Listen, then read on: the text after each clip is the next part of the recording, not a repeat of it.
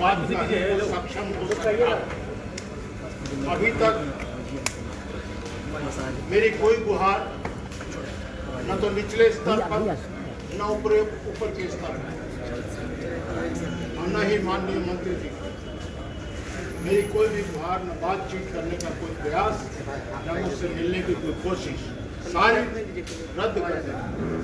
मुझे मजबूर होकर आपके बीच आना है। मैं 1988 से पटना मेडिकल पर गरिमा में मेरा जीवन रहा। लगभग 24 से 30 साल प्रोफेसर और आज मैं इस पर हूँ। कल था, आज नहीं। मैं आपके सामने जो पत्र हमें मिले हैं उन पत्रों के बारे में मैं आपको जानने के लिए अधिकृत कर रहा हूं।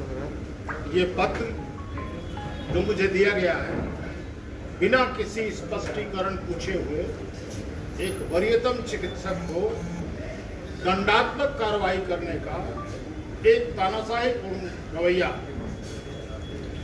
जो स्वास्थ्य विभाग ने अपनाया है और मेरे माननीय स्वास्थ्य मंत्री जी ने अपनाया है, मैं समझता हूं आने वाले भविष्य के लिए एक अंधेरी गली को खोलता है।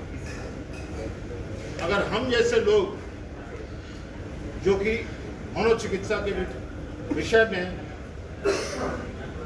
अपने मुंह से कहना अच्छा नहीं लगता है, सर्वविदित है, जब हमारे जैसे लोगों को ध्वस्त कर दिया जाएगा तो सारी व्यवस्था स्वास्थ्य की हो या सहयोग की या समाज की, चाहे वो किसी पदाधिकारी की हो, चाहे वो किसी विभाग का हो, चाहे कहीं भी काम करता है, उसके गरिमा की कोई भी गारंटी अब नहीं है।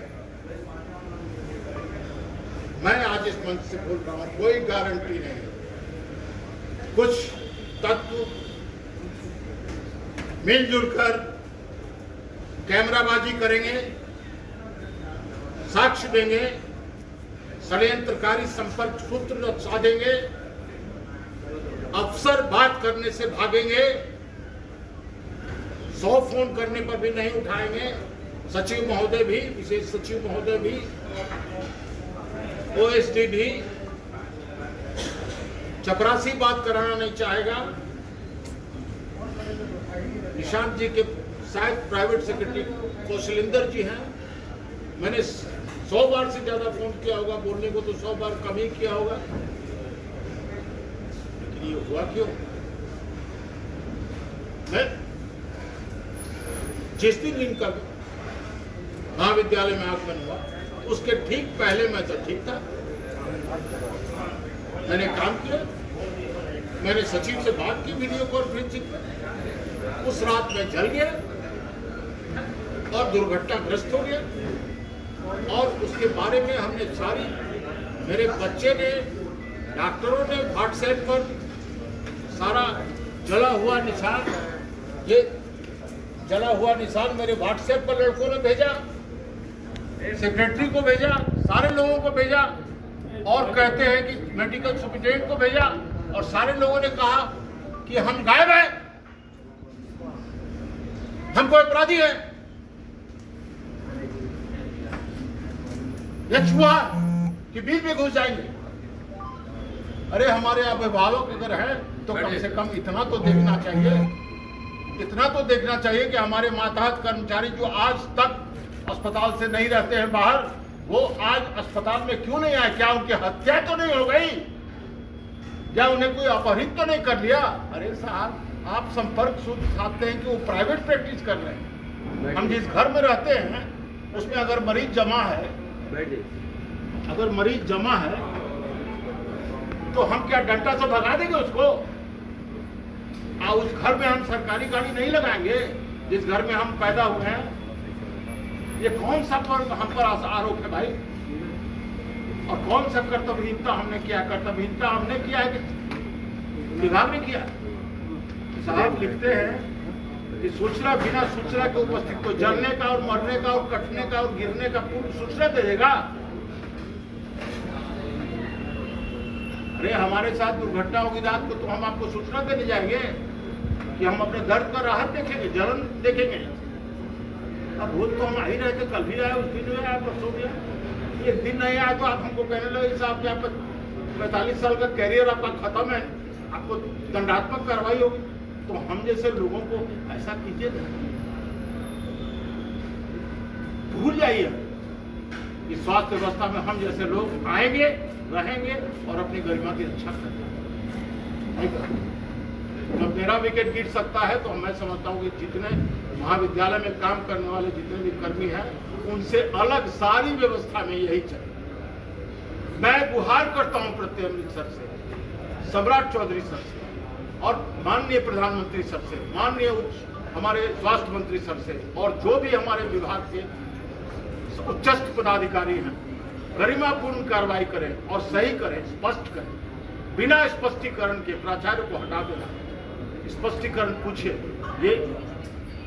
ये मामला मुझे समझ में नहीं।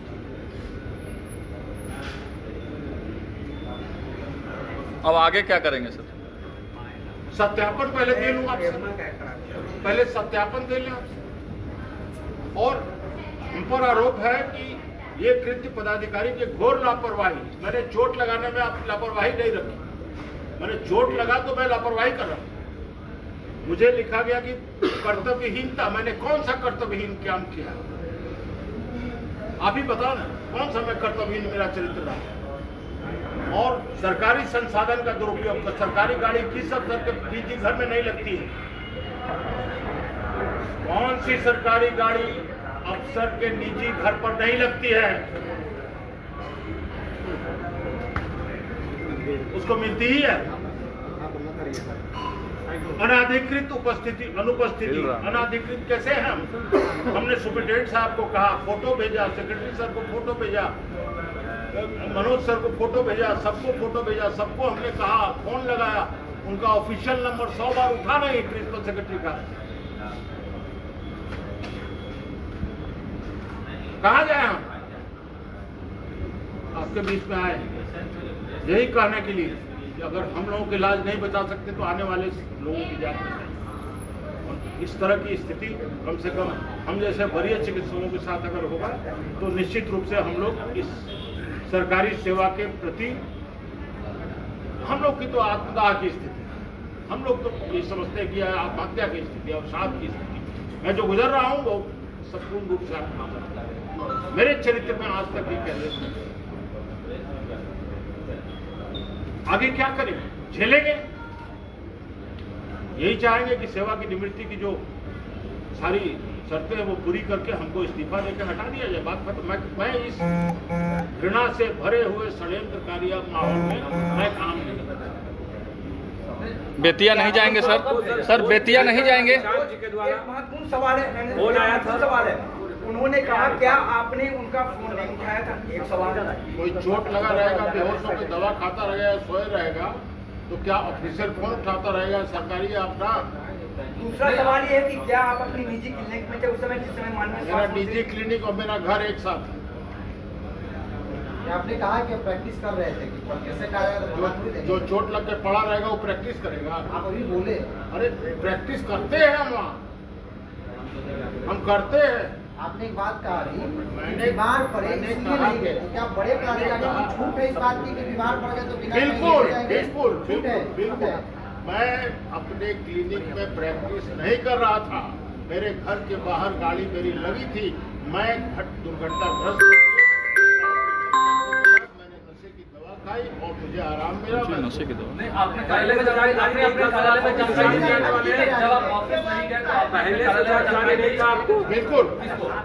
ओएसडी को, हमारे जो बड़ा बाबू हैं उनको, मेडिकल सुपरिटेंडेंट को, वहाँ तो कोई जानकारी नहीं है। प्रभाव में नहीं गए? किसी को चोट लगेगी तो तुरंत प्रभाव बनाएगा, आपको चोट लगेगी तो आप प्रभाव बनाइएगा, एप्लीकेशन बनाइएगा, व्हाट्सएप पर टाइप कर सकते हैं, व्हाट्सएप पर टाइप कर सकते हैं तो बोर्ड टूट जाएगा। उस समय खुद से पूछिएगा, जिसको जलन हो रही है ना उससे पूछिएगा कि व्हाट्सएप चला। 70 साल उम्र हो रही है। पहले से जानकारी दी गई थी सर आपको? सर ये लापरवाही नहीं है, आप मानते हैं? पहले से कोई जानकारी? नरेंद्र सर ये लापरवाही नहीं है जो? बिल्कुल नहीं। ऐसा आपकी बातों में लग रहा है सुपर स्पेशलिटी के खिलाफ अपने पीएमओ को कई पत्र लिखे थे, पूछे क्या? कुछ पीएमओ को भी पत्र लिखे ऐसे थे आपकी बातों में लग रहा है कि खामियों आपको को लेकर। स्वास्थ्य मंत्री से उम्मीद नहीं है। आपने कहा- बिल्कुल नहीं। आपने कहा हाँ, हमको उम्मीद है सम्राट जी से। हमको उम्मीद है प्रत्येक सर से उम्मीद है। और सम्राट ये आदरणीय हमारे मुख्यमंत्री सम्राट जी से हमको बहुत विश्वास, बहुत आशा है। सर, आपने सुपर स्पेशलिटी की खामियों को लेकर के पीएमओ को पत्र लिखा था। स्वास्थ्य मंत्री आपके ऊपर निकल गए और जब रिएक्शन किया इसमें तो गलत काम कोई तो अच्छा निरीक्षण नहीं था। ये तो रेडियोलॉजी विभाग के उद्घाटन का कार्यक्रम पहले से प्रस्तावित ही नहीं था, न कोई चिट्ठी थी और न कोई सरकारी सूचना थी और न तो सेक्रेटरी साहब के यहाँ से ऑफिस से कोई पत्र भी आता था। आप तो अनुभवी हैं, औचक निरीक्षण के लिए कोई पत्र नहीं दिया औचक निरीक्षण के लिए अगर वो वहाँ गए और- एक मिनट, औचक निरीक्षण के लिए पत्र नहीं दिया तो न रहने पर उसका स्पष्टीकरण पूछा, नहीं रहने पर उसका स्पष्टीकरण पूछा जा सकता। सर बोल रहे हैं सर, आपने कहा कि कुछ लोग षड्यंत्र कर रहे हैं। कौन लोग ने कहा? आगे आगे सर, आपने कहा कि साजिश हो रही पहले है। आप पूछ लीजिए। हाँ तो आप वहाँ नहीं थे। बिल्कुल नहीं था, मैं चोटग्रस्त था। आप ये सवाल क्यों स्वाभाविक पूछ रहे हैं जबकि आपको मैं दिखा रहा हूँ अपने सही बात साथ। है, आपने कहा ना कि हमने ओएसडी को बता दिया था। मैंने सब कुछ बताया सबको। लेकिन बाद में बताया कौन सर। सी छुपने वाली बात है? आप जो देख रहे हैं उसको महसूस कीजिए और उसकी सच्चाई तक पहुंचिए और जो प्रश्न पूछना है वो कौन सा पहला सवाल षड्यंत्र कौन कर रहा है? आपको माननीय स्वास्थ्य मंत्री के निरीक्षण की जानकारी कितने बजे मिली? एक दूसरा, कार्रवाई आप पर क्यों की गई?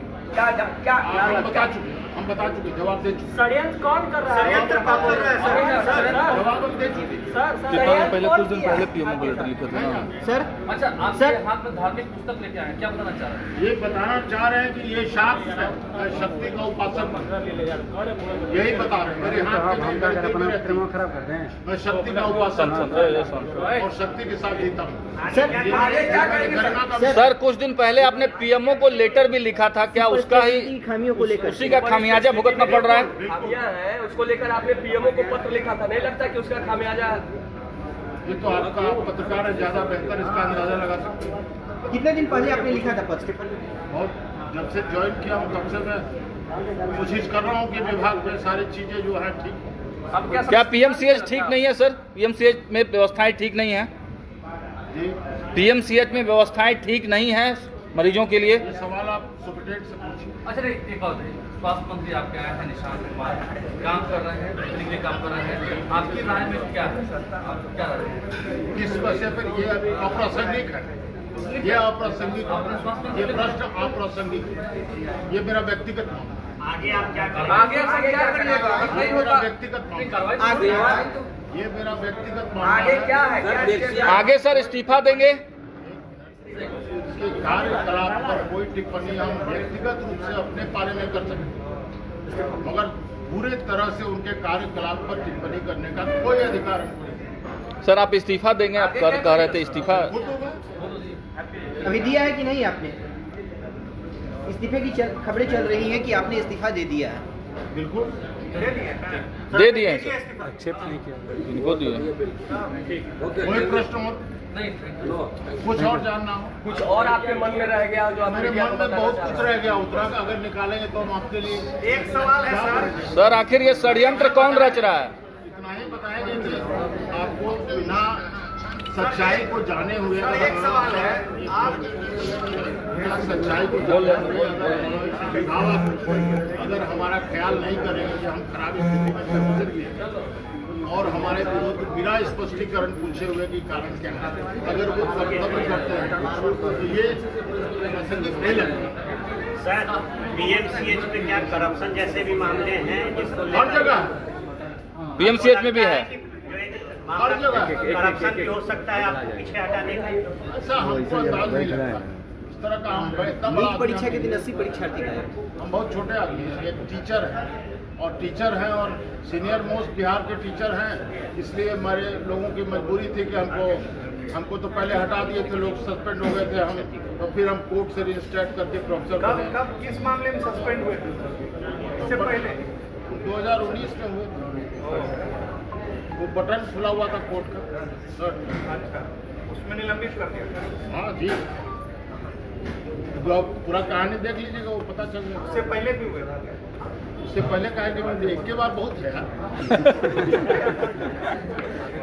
उसके बाद 2 से 3 सप्ताह में हाईकोर्ट ने रजिस्ट्रेट कर दिया और मैं प्रोफेसर के पद पर आके बैठ गया। सर क्या कोर्ट जाने का भी आप क्या सर आप न्यायालय में जाएंगे? कोर्ट जाने का भी विचार करें कि लीगल अभी तो जरा अवसाद से निकले तब मन तो कर रहा है तो क्या करें। सामने सर, सामने इधर देखे सर, सर सामने इधर देखे। नहीं जीने का मन कर रहा है ऐसा सरकार के साथ।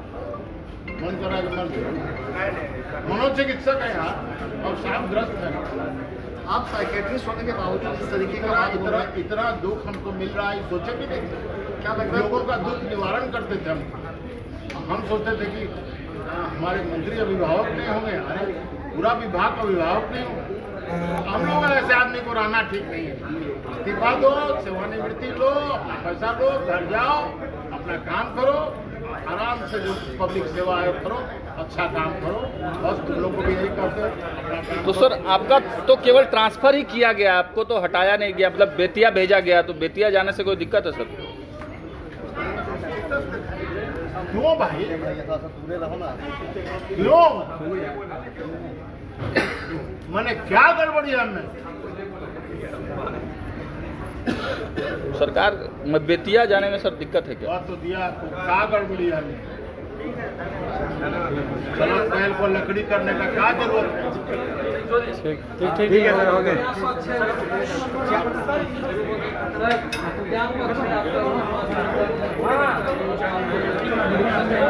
कोई ऐसा नहीं, कोई ऐसा नहीं, कोई ऐसा नहीं।